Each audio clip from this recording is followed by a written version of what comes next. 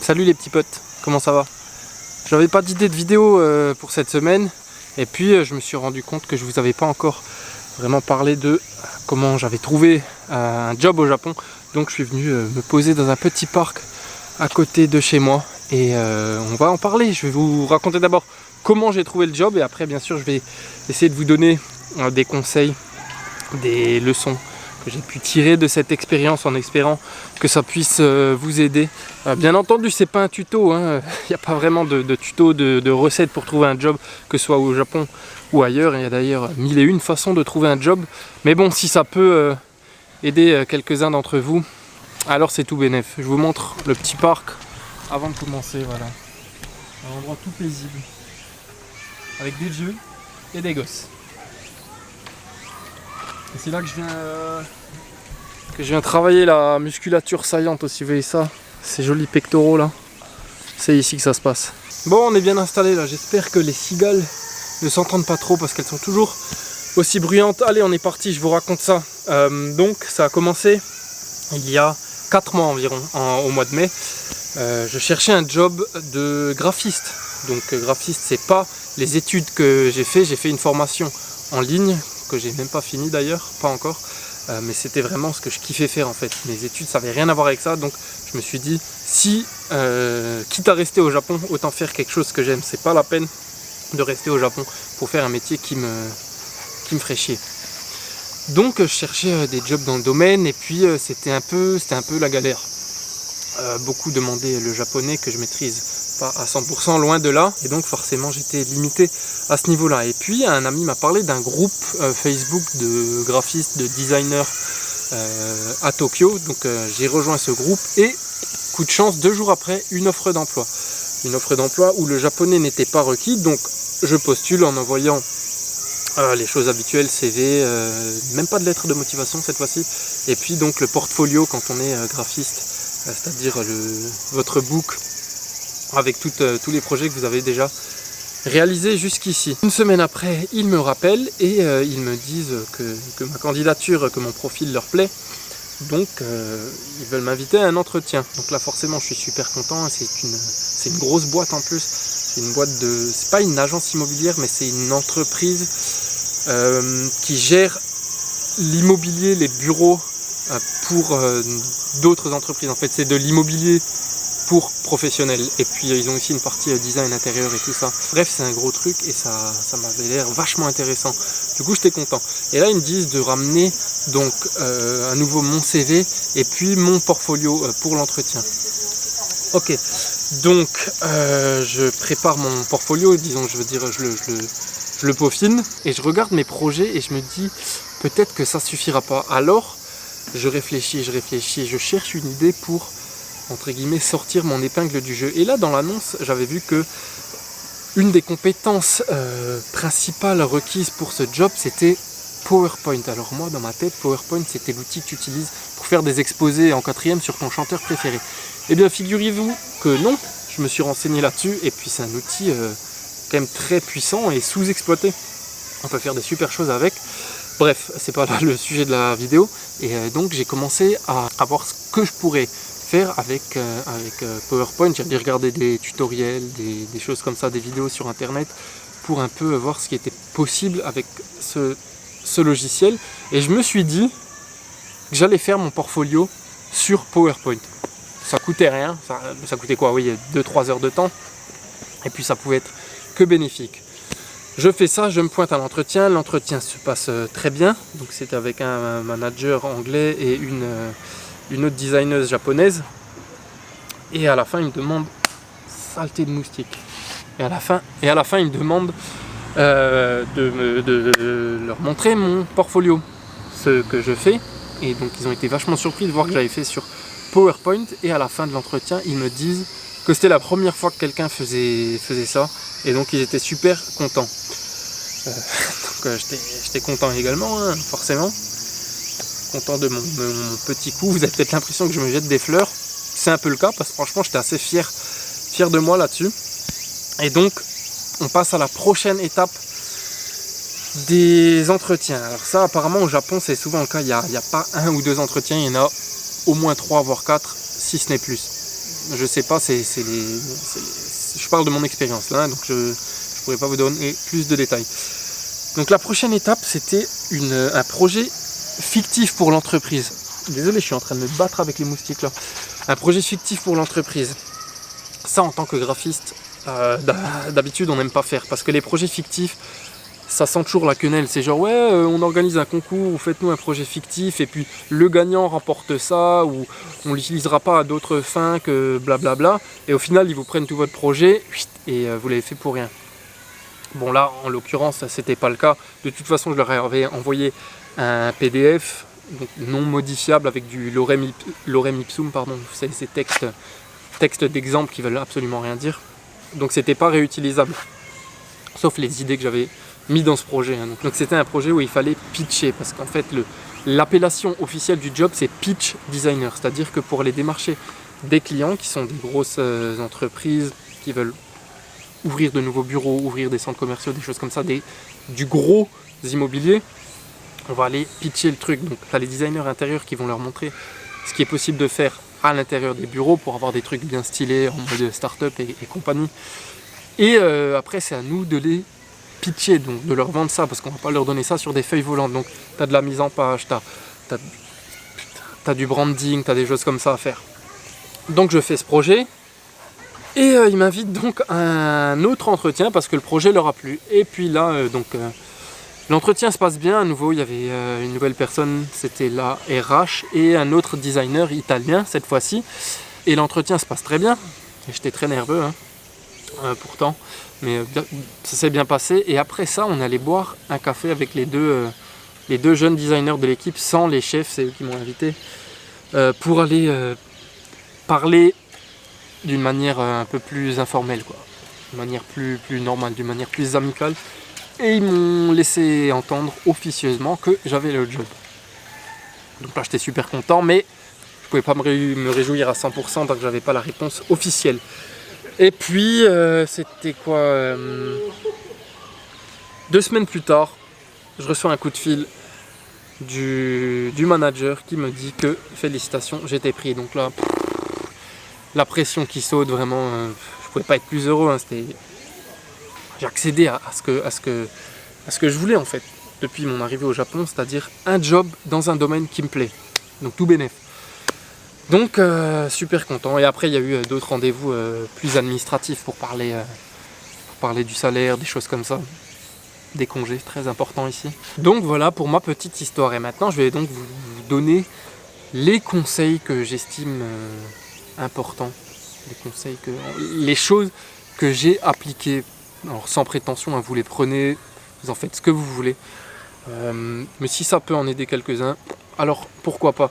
Alors premièrement, je dirais essayez de tirer votre épingle du jeu, c'est-à-dire montrer que vous pensez différemment, que vous pouvez apporter quelque chose d'inédit à l'entreprise. Je pense que ça c'est très important dans ce pays qui est quand même assez codifié. Alors ça comporte des risques également dans les entreprises qui auraient une mentalité trop japonaise, les entreprises qui souhaitent que les employés suivent les, comment on appelle ça, les lignes de conduite ou les guidelines en anglais. Je veux pas faire le mec le bilingue et tout, mais vous m'avez compris, qui se comportent entre guillemets un peu comme des moutons, vous voyez. Donc c'est un peu à double tranchant, mais à vous de réussir à sonder l'entreprise. Notamment si c'est des entreprises internationales, il y a de grandes chances que ce genre de démarche ça leur plaise. Ensuite, il y a également la chance. Moi j'estime avoir eu un gros coup de chance, mais c'est de la chance qui a été provoquée par le fait que j'ai rencontré un mec qui est devenu mon pote, qui m'a dit de m'inscrire sur ce groupe Facebook, puis l'offre d'emploi qui est tombée 2 jours après, pardon. Donc la chance, elle se provoque, mais il ne faut pas oublier qu'elle joue quand même un rôle majeur. Donc pour provoquer la chance, il faut faire quelque chose dont je déteste le nom, c'est réseauter, le networking. Mais c'est super important. C'est le fait tout simplement d'aller vers les gens, de développer son réseau. Vous voyez, c'est comme quand on est dans le bendo, qu'on est là en train de bicrave, il faut développer le réseau. C'est la même chose.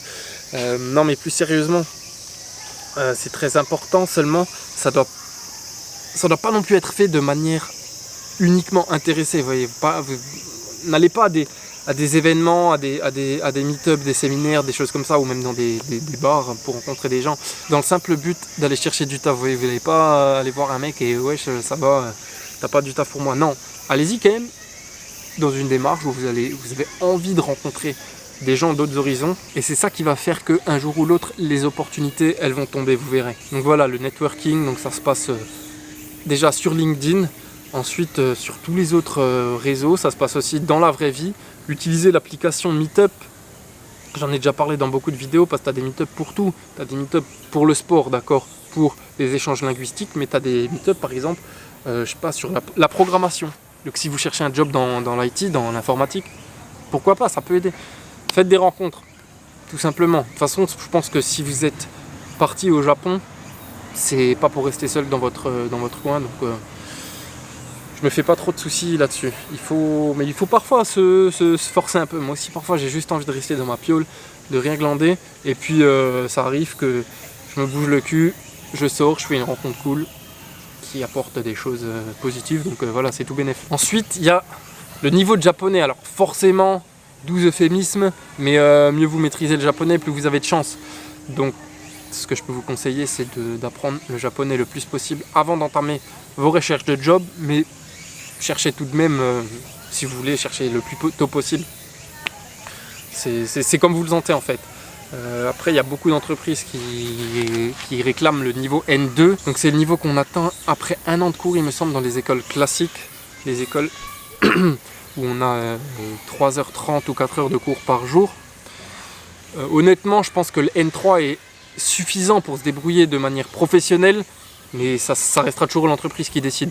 Par contre, si vous avez un N3, n'hésitez pas à gruger. Vous dites que vous avez que le N3 sur le papier, mais vous avez un niveau N2, et puis après, de toute façon, c'est dans l'adversité qu'on apprend mieux. Donc vous dites que vous avez le N2, hop, si vous chopez le job, vous avez un entretien à passer où ils vont tester vos connaissances de japonais, vous révisez à donf et ça devrait passer.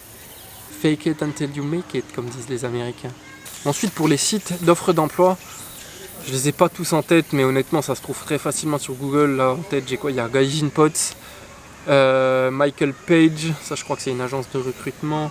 Il y a Jopus, ça se trouve très facilement sur Google. Évitez simplement les jobs Craigslist parce que c'est souvent de la merde, c'est des trucs chelous. Donc voilà, c'est vous qui voyez après. Ensuite, quel autre conseil je peux vous donner? Ce serait un conseil de choses à ne pas faire. Je pense que c'est une chose très importante. C'est le fait de prendre un job au Japon uniquement dans le simple but de rester au Japon, et un job qui ne vous plairait éventuellement pas. Ça, je pense que ça peut être problématique au long terme. Après, c'est à vous de voir. Est-ce que votre but ultime, c'est d'avoir un job épanouissant dans un pays que vous aimez, qui est le Japon, ou est-ce que c'est simplement vivre, habiter au Japon? Si c'est le deuxième choix, alors prenez n'importe quel job. Si vous êtes prêt, bien sûr, faut bien penser au long terme et être conscient des sacrifices qu'il faudra faire par la suite, et bien se poser la question, est-ce que je suis prêt à faire un job que j'aime pas forcément pendant des années dans le simple but de rester au Japon? Si vous êtes dans le premier cas, que vous voulez un job épanouissant, alors là, mettez toutes les chances de votre côté. Je sais pas, dans mon domaine par exemple, il y a des choses à apprendre, vous voyez, un nouveau logiciel, bam bam, vous faites un cours en ligne, un truc comme ça pendant une semaine, clac clac clac, vous ajoutez des compétences à votre CV, le plus vous en aurez, le mieux ce sera. Je pense notamment à ce que disait un certain Yacine Zerkoun. Je vous invite à aller voir son blog et son livre. Donc il parle de son expérience en PVT et il dit qu'il a été prof, lui, prof d'anglais, et c'est un job qui est facile à faire parce que les Européens, on a très souvent un niveau meilleur en anglais que les Japonais, mais beaucoup s'enferment là-dedans parce que c'est un job aussi qui donne très souvent accès à un visa travail, donc pour rester au long terme au Japon, mais donc beaucoup s'enferment, et puis c'est un job après où il y a peu de perspectives d'avenir, des choses comme ça. Je suis pas en train de cracher sur le métier de prof, mais si on n'a pas la vocation pour faire ça, c'est très difficile. Donc peser vraiment le pour et le contre. Je pense au métier de prof, hein, parce que c'est un des métiers les plus communs, et c'est ce que j'ai lu sur, notamment donc, le livre de Yacine, j'ai oublié le nom, je vous mettrai ça en description, et sur de nombreux blogs. À vous de prendre ces informations et d'en faire ce que vous voulez, mais réfléchissez bien à ce que vous voulez faire en tout cas. Pour en revenir à la recherche d'emploi, donc il est possible, hein, de trouver un job depuis la France, mais c'est un vrai parcours du combattant.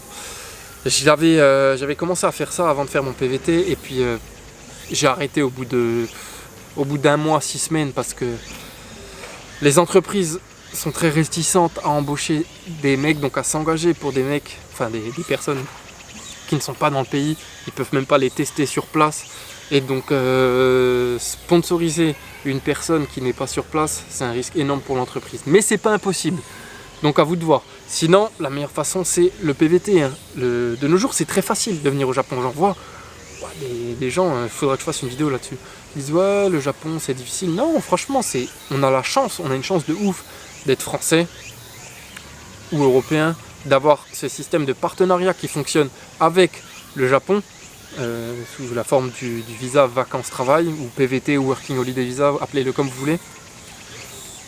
Et c'est une belle porte d'entrée pour accéder aux merveilles du Japon. Bon, je crois qu'on arrive plus ou moins à la fin de la vidéo, hein, j'ai plus grand chose à dire. N'oubliez pas que je parle de mon expérience uniquement, hein, ça fait 1 an que je suis au Japon.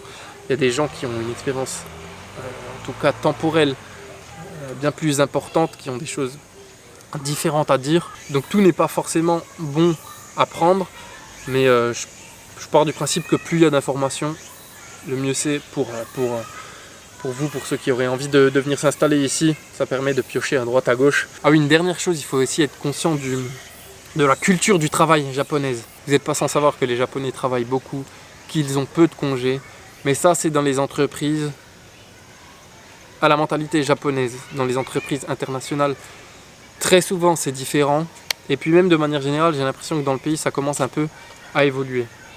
Mais restez quand même conscient de ça. De manière générale, on travaillera plus qu'en France.